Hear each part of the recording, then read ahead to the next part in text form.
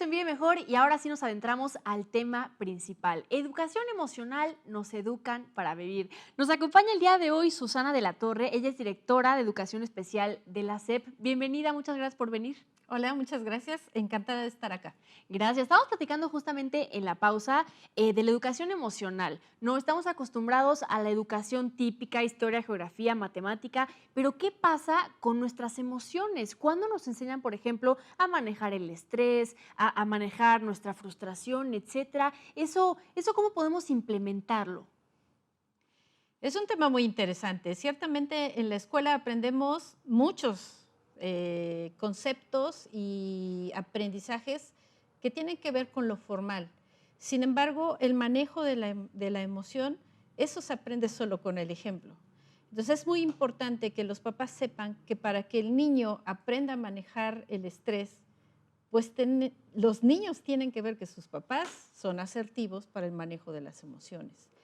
Algo bien importante es que los papás le pongan nombre a las emociones de ellos, le ayuden a sus hijitos a ponerle nombre a las emociones que los niños están sintiendo, porque todas las emociones tienen un nombre, y a partir del reconocimiento de tener un nombre, es mucho más fácil atender la tristeza, la alegría, el enojo, la frustración. Fíjate qué interesante, porque aparte conocemos, hemos visto algunos papás que no los culpo, creo que es un tema como cultural que traen arrastrando, que de repente llora el niño y no llores porque representa debilidad. O a Claro. la niña, no, nunca llores porque entonces eres sumisa. Y entonces vamos enseñándoles a más bien reprimir esas emociones. Y ahora que lo decías en el tema del ejemplo, ahorita que estamos en confinamiento, ¿qué pueden hacer los papás en casa para que estos niños empiecen a aprender justamente el tema de las emociones? Si ya tenemos tantos meses guardados en casa, la convivencia se ha complicado. Es cuando nos damos cuenta de las fortalezas, pero también de las debilidades de nuestros niños. Entonces, tendríamos que decirle a los papás como primer consejo que le enseñemos a los hijitos a reconocer las emociones, a ponerle nombre. Es mucho más fácil decir estoy triste que decir no sé qué me pasa. En el no sé qué me pasa, pues quizás puedo comer o puedo acostarme a dormir o puedo cortarme o puedo aventarme de las escaleras porque no sé qué me pasa. Si estoy triste, entonces tengo que realizar una serie de acciones que me permitan desahogar esa emoción. Ciertamente vivimos bajo patrones culturales y llorar está totalmente prohibido para los varones, cuando el niño también necesita desahogar eso. Y yo creo que si lo entendemos desde el punto de vista de que llorar es un proceso biológico que hidrata los ojos, limpia los ojos, desahoga mis emociones, entonces llorar sería una práctica muy común, no es debilidad. Claro, representa más bien que estamos vivos, ¿no? Eso es Así lo que es. representa. Y ahora también, Susana, nos encontramos en un momento en el mundo tecnológicamente hablando muy avanzado, donde ya las escuelas en lugar de libros usan tablets, usan computadoras, los niños ya muy pequeños tienen celular. ¿Cómo Ujú. podemos, sí, obviamente darles esta oportunidad, sin embargo, que sea limitado? Porque también vemos de repente que el niño hace berrinche y lo más fácil, toma la tableta y ponte a ver una caricatura. ¿Cómo podemos manejar la tecnología? Las herramientas tienen que ser usadas, no las herramientas me tienen que usar a mí.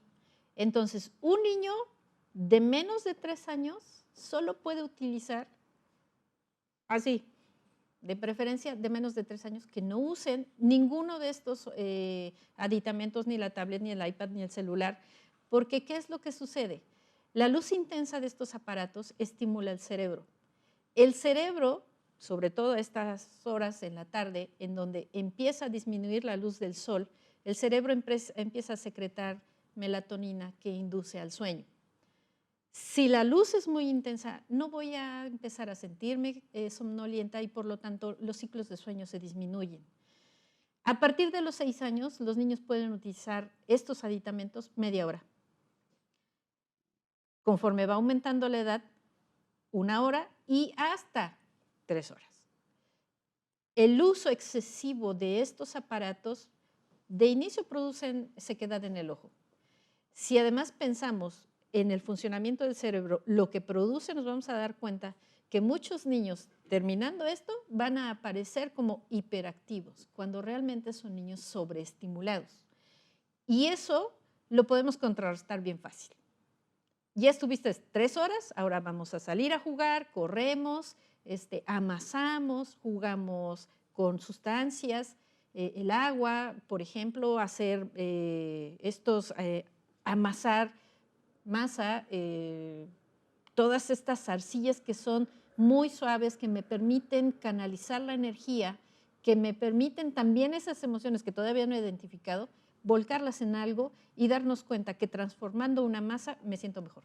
Fíjate qué interesante, porque creo que ahorita no se me ocurre ni una sola persona que nada más deje a sus hijos estar media hora en la tableta y es una cosa impresionante.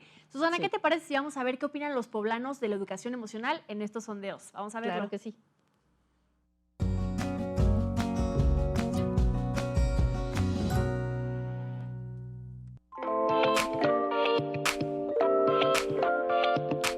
No, no creo que nos enseñan a manejar nuestras emociones. Creo que en la sociedad en la que vivimos, más que nada nos enseñan a aparentar estar bien, nos enseñan a buscar la perfección.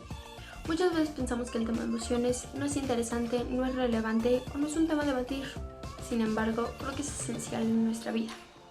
Pues yo considero que no te enseñan a manejar tus emociones, que es algo que uno va aprendiendo conforme va creciendo. También creo que no es, bueno, en mi caso particular, no creo que sea algo que me enseñan en la escuela o en mi casa se habló de eso, simplemente uno lo va descubriendo. Y uno tiene que aprender a lidiar con todo eso, porque nunca te hablan sobre cómo sentirte.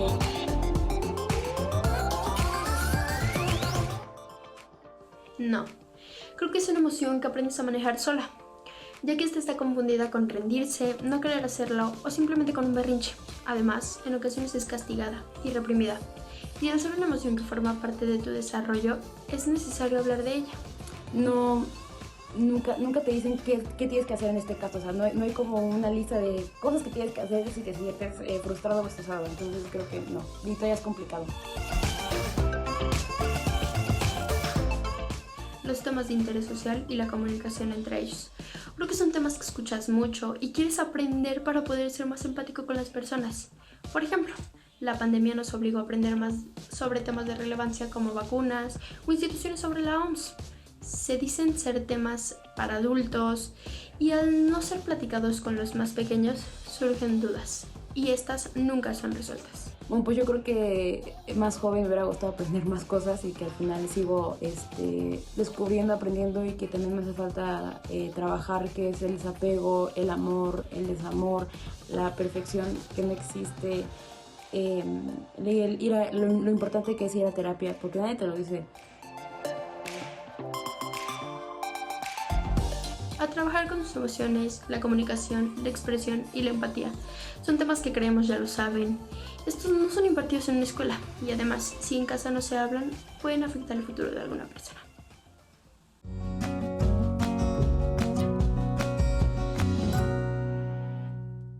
Qué interesantes sondeos. Definitivamente creo que todos, Susana, no me dejarás mentir, tienen razón. Y también quería preguntarte, ahorita nos enfocamos a los niños, ¿no? Es que los niños, las emociones, sin embargo, a nosotros ya como adultos no se nos enseñó a manejar la frustración y el estrés.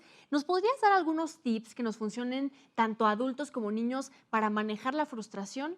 Yo considero que es de vital importancia, primero que entendamos todos, que las emociones se sienten en el cuerpo. La frustración es una mezcla de sensaciones que va acompañada de que me suden las manos, de que sienta calor, de que sienta la cabeza así como llena, como que me palpita. Si siento esto, punto número uno, hay que respirar profundo. En ese respirar profundo, pero no una respiración aquí, sino una respiración del tórax y del vientre, profundamente, y luego sacar el aire por la boca lentamente, eso me va a ayudar a relajarme, no con una respiración. Tenemos que hacer 5 o 6 en 30 segundos para que el oxígeno llegue a mi cerebro, el cerebro empiece a secretar endorfinas y las endorfinas me empiecen a calmar. Pero va más allá de hacer esto. Tendríamos que hacer este ejercicio varias veces al día. Hay que reconocer como conocimiento propio qué es lo que me saca de quicio. Porque todos tenemos un resortito que si nos lo tocan, de inmediato nos tensamos, ¿no? Si tenemos en claro cuál es el tema que me saca de quicio y yo lo estoy viendo venir, en automático respirar o decir, estoy molesto, permíteme, voy a calmarme, me salgo a respirar y entonces podemos volver a hablar. Claro, incluso también dejar de juzgar, ¿no? Porque de repente cuando una persona te dice, oye, estoy de malas, voy a respirar, ay, qué exagerado, ay, estás loco. Y para terminar, Susana, rapidísimo, ¿cuál es el plan de la SEP justamente para todo eso, no? Me imagino que implementar meditaciones, mindfulness, ¿cuál es el futuro de nuestra educación justamente para educar a estos niños con educación emocional? Me parece que es un punto medular y es el momento de hacer un cambio en la educación. Cuando un niño está tranquilo, aprende mucho mejor. Cuando un niño se siente seguro de sí mismo, está más alerta.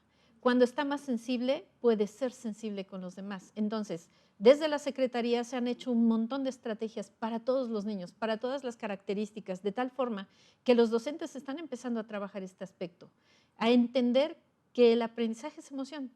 El aprendizaje sin emoción no pasa a la mente y no se guarda. Entonces tendríamos que hacer este espacio cálido, humano, respetuoso, empático, solidario, para que los niños empiecen a acercarse a sus emociones. Susana, sin duda es un gran reto y te felicito por esta gran labor y por estas ganas de querer ayudar a nuestro país, porque sin duda pues lo necesitamos a más gente con educación emocional que a pesar de tener un IQ muy alto y sepan historia y geografía, sepan cómo manejar sus emociones. Susana, muchísimas gracias. Al contrario, muchas gracias y a la orden. Claro que sí, acá te invitaremos próximamente. Claro que Vamos sí. a una pausa, no se mueva, seguimos en Vive Mejor.